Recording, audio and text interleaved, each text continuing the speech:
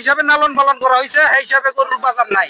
অন্য আওয়ামী লীগের নেতা কর্মী তো সব বন্দি, এই যে সব পলাতক, গরুগুলো কেনা কিনে এই অবস্থায় মানে গরু আসলে দাম কম হইতেছে, গরুর মানে পালন হিসাবে গরুর দাম হইতেছে না।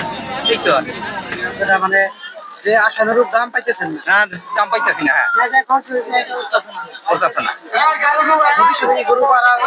ভবিষ্যতে এই অবস্থা থাকলে তো গরু পালন কঠিনই, কারণ গরু পালন তো খরচ হয় না, কোনো সহযোগিতা আমি নিতাম না সরকারি ভাবে। গরু বিক্রি করতেছি, গরু দিয়েছে 3টা। নিজে পালে পারলে না পারলে দাম করতেছে 50-55। গরুর বাজার কম নাকি বেশি? গরু বাজার কম কমে একদম কম। আপনার টার্গেট কি রকম? 60 হলে 60,000। আইসি আমরা ছোট মোটো বড় হাত থেকে আপনার কই থেকে আইসি